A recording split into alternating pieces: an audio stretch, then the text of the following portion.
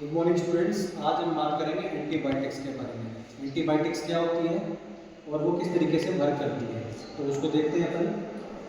Anti और biotics दो word से मिलकर बना हुआ है। एंटी का मतलब हो गया अपोज या अगेंस्ट, किसी के खिलाफ। बायोटिक्स का मतलब है स्मॉल लिविंग बींग्स, मतलब स्मॉल लिविंग बींग से हमें प्रोडक्ट को हमें निकालना है और उसको माइक्रो ऑर्गेनिज्म को किल करने के लिए अपन को उसको यूटिलाइज करना है। जैसे कि एक एग्जांपल हम लेते हैं पेनिसिलिन। पेनिसिलिन जनरली क्या होता है कि फंगस से अपने को ऑब्टेन होता है। फंगस से अपन इसको प्रोड्यूस करेंगे, पेनिसिलिन अपना प्रोडक्ट बन गया और इसको अपन यूज करेंगे किसको किल करने के लिए? बैक्टीरिया को किल करने के लिए। तो ये अपना क्या है? एंटीबायोटिक्स। तो इसकी डेफिनेशन अपन देखते हैं। These are those chemical substances which are obtained from various species। मतलब अलग अलग तरीके की स्पीसीज से अपने को बैक्टीरिया को ऑब्टेन करना है from various species and kill them, bacteria, और उन्हीं को किल करना है। फंगस और बैक्टीरिया, यहाँ से एग्जांपल अपने लेना है। फिर पेनिसिलिन इसका दूसरा एग्जांपल है। फंगस से अपने को ऑब्टेन करना है, प्रोड्यूस करना है, और पेनिसिलिन बनाना है, और पेनिसिलिन से फिर बैक्टीरिया को किल करना है। नेक्स्ट है एंटीबायोटिक्स क्या काम करते हैं हमारे बॉडी के अंदर। What antibiotics do? ये मेनली किल करते हैं, किल और inhibit the growth of the bacteria. हमारे शरीर के अंदर जितने भी बैक्टीरिया होंगे उनको या तो वो किल कर देंगे या इनहिबिट कर देंगे। तो ये दो डेफिनेशन देखते हैं अपन। एक एंटीबायोटिक्स है और एक एंटीबैक्टीरियल है। दोनों के अंदर क्या डिफरेंस है वो अपन देखते हैं। तो एंटीबायोटिक्स होती है वो क्या करती है, जैसे अपन पहले भी बता चुके हैं कि ये अपने को ऑब्टेन होती है फंगस से या बैक्टीरिया से और किल करते हैं बैक्टीरिया को। तो उसी तरीके से किल और इनहिबिट द बैक्टीरिया, तो ये बैक्टीरिया को किल करेंगे या इनहिबिट कर देंगे। और एंटीबैक्टीरियल क्या काम करेंगे? ये भी सेम काम करेंगे, किल और इनहिबिट द बैक्टीरिया। फिर क्या करेंगे? दूसरा डिफरेंस क्या है? Only for the medicinal purpose. Antibiotics केवल अपन मेडिसिनल पर्पस के लिए यूज कर सकते हैं। मान लो किसी पेशेंट के अंदर बैक्टीरियल इन्फेक्शन हो गई है तो उसको अपन मेडिसिन देकर उसको ट्रीट कर सकते हैं। पर ये जो एंटीबैक्टीरियल है एज ए मेडिसिनल यूज नहीं कर सकते। ये अपन क्या किस तरीके से यूज करेंगे? नॉन लिविंग थिंग्स के ऊपर यूज करेंगे। जैसे कि नॉन लिविंग थिंग्स या लिविंग थिंग्स, जैसे नॉन लिविंग थिंग्स जैसे आ गया डिसइंफेक्टेंट। फ्लोर के ऊपर अपन ने डिसइंफेक्टेंट यूज किया, सोप आ गई क्लॉथ्स पे किया, या अपने नहाने की साबुन आ गई तो बॉडी के ऊपर यूज हो गया, तो टॉयलेट सोप यूज हो गया, या डिटर्जेंट्स हो गए जैसे बर्तन धोने के लिए यूज हो गया। तो वो एंटीबायोटिक्स है वो मेडिसिनल यूज के अंदर अपन यूज करते हैं, जबकि एंटीबैक्टीरियल है वो अपन ज़्यादा मेडिसिनल यूज के अंदर यूज नहीं करते। केवल अपने को नहाने का एक हो सकता है कि लिविंग ऑर्गेनिज्म के ऊपर क्लीनिंग के अंदर अपन उसको यूज करते हैं, पर उसको इनहेल नहीं कर सकते, अपन ले नहीं सकते उसको। फिर आगे देखते हैं एंटीबैक्टीरियल एंटीबायोटिक्स होते हैं वो किस किस टाइप के होते हैं? दो टाइप के होते हैं एंटीबायोटिक। पहला है बैक्टीरियोस्टैटिक और दूसरा बैक्टीरिसाइडल। तो बैक्टीरिसाइडल और बैक्टीरियोस्टैटिक में क्या डिफरेंस है? बैक्टीरियोस्टैटिक तो वो होता है जो बैक्टीरिया की ग्रोथ को इनहिबिट कर दे, बैक्टीरिया की ग्रोथ को रोक दे। किसी को इन्फेक्शन हो गया है तो आपने उसको मेडिसिन दी, टेट्रासाइक्लिन या क्लोरोफेनिकोल, तो उसने क्या किया? बैक्टीरिया को केवल उसकी ग्रोथ को रोक दिया। फिर आ गया बैक्टीरिसाइडल। बैक्टीरिसाइडल क्या होगा? बैक्टीरिसाइडल का एग्जांपल है पेनिसिलिन या एमिनोग्लाइकोसाइड। ये देने के बाद में क्या होगा? जो बैक्टीरिया उनकी बॉडी के अंदर है वो किल हो जाएगा। वो किल किस तरीके से हो जाएगा वो अपन मैकेनिज्म एक्शन आगे भी देखते हैं। तो मेजरली डिफरेंस क्या है? बैक्टीरियोस्टैटिक क्या होता है, बैक्टीरिसाइडल क्या होता है? जो बैक्टीरियोस्टैटिक है उसका एग्जांपल है टेट्रासाइक्लिन की, वो केवल इनहिबिट कर देगा, ग्रोथ को रोक देगा, जबकि बैक्टीरिसाइडल है वो केवल किल कर देगा। ये डिफरेंस है किल करना और इनहिबिट करना। फिर अपन देखते हैं इसकी क्लासिफिकेशन। पहला आ गया ब्रॉड स्पेक्ट्रम एंटीबायोटिक और दूसरा आ गया नैरो स्पेक्ट्रम एंटीबायोटिक। तो ब्रॉड स्पेक्ट्रम एंटीबायोटिक होता है वो क्या होता है?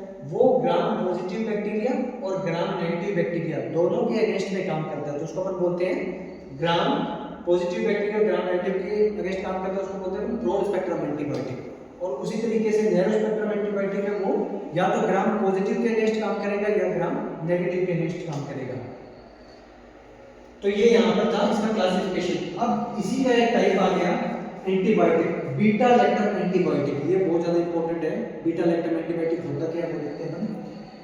ये it is a beta lactam antibiotic is a cyclic amide with 4 atoms. Cyclic amide मतलब एक एमाइड ग्रुप है NH इसको अपनों ने एमाइड ग्रुप बोला है विथ 4 एटम्स। तो 4 एटम्स 1 2 3 4, तो साइक्लिक एमाइड के साथ में 4 एटम के साथ में जिसमें 3 कार्बन और 1 नाइट्रोजन है। 1 कार्बन 2 एंड 3, 3 कार्बन और 1 नाइट्रोजन एटम यहाँ पे प्रेजेंट है। तो अभी अपन देखते हैं beta lactam antibiotic are a class of an antibiotic. Beta lactam antibiotic एक क्लास, एंटीबायोटिक का एक क्लास है which contain a beta lactam ring and mainly give their action by inhibiting the cell wall synthesis। तो beta lactam antibiotic किस तरीके से काम करता है, इसका मैकेनिज्म ऑफ एक्शन किस तरीके से है, ये जब पेशेंट को दिया जाता है तो उसके अंदर जो बैक्टीरिया होता है, बैक्टीरिया की जो सेल वॉल की सिंथेसिस है उसको इनहिबिट कर देगा, उसकी ग्रोथ को रोक देगा। उसकी ग्रोथ रुक जाएगी तो जिससे बैक्टीरिया किल हो जाएगा। इसका एग्जांपल है पेनिसिलिन या सिफेलोस्पोरिन। तो अभी अपन देखते हैं इसका मैकेनिज्म ऑफ एक्शन। अब अपन देखते हैं मैकेनिज्म ऑफ एक्शन कि किस तरीके से एंटीबायोटिक्स है वो काम करते हैं। तो बीटा लैक्टम एंटीबायोटिक हमें देना है और वो किस तरीके से माइक्रो ऑर्गेनिज्म पे वर्क करेगा। तो ये स्ट्रक्चर दिखा रखी है ग्राम पॉजिटिव बैक्टीरिया की। तो ग्राम पॉजिटिव बैक्टीरिया की स्ट्रक्चर किस तरीके से है, सबसे पहले इसकी आउटर मेम्ब्रेन होती है। ये आउटर मेम्ब्रेन केवल ग्राम नेगेटिव बैक्टीरिया में होती है। अगर इस आउटर मेम्ब्रेन को हटा देंगे तो रिमेनिंग जो स्ट्रक्चर है वो ग्राम पॉजिटिव बैक्टीरिया की, केवल इस एक पार्ट को छोड़कर कंप्लीट जो स्ट्रक्चर है वो ग्राम पॉजिटिव बैक्टीरिया की है। उसके बाद में ये इनर सेल है, इसको बोला है अपने सेल वॉल। ये किससे मिलकर बनी हुई है, पेप्टाइडोग्लाइकॉन से। पेप्टाइडोग्लाइकॉन क्या है, पेप्टाइडोग्लाइकॉन देखते हैं अपन क्या है। पेप्टाइडोग्लाइकॉन बनी होती है शुगर बैकबोन ग्लाइकोन या फिर पेप्टाइड चेन से। पेप्टाइड चेन किससे मिलकर बनी होती है, short chain of amino acid से। तो पेप्टाइडोग्लाइकॉन क्या चीज है, पेप्टाइडोग्लाइकॉन शुगर बैकबोन ग्लाइकोन प्लस में पेप्टाइड चेन एमिनो एसिड से मिलकर बनी हुई है। तो ये वाली जो चेन बनी हुई है इसी को हमने डिस्ट्रॉय करना है। जो सेल वॉल है पेप्टाइडोग्लाइकॉन, इसी को डिस्ट्रॉय करना है, इसी से हम बैक्टीरिया को किल कर सकते हैं। उसके बाद में अंदर देखते हैं इसके, ये है साइटोप्लाज्मिक मेम्ब्रेन। अंदर की जो मेम्ब्रेन है साइटोप्लाज्मिक मेम्ब्रेन। फिर ये वाली जो स्ट्रक्चर है ये दिखा रखा है इसने पेनिसिलिन बाइंडिंग प्रोटीन।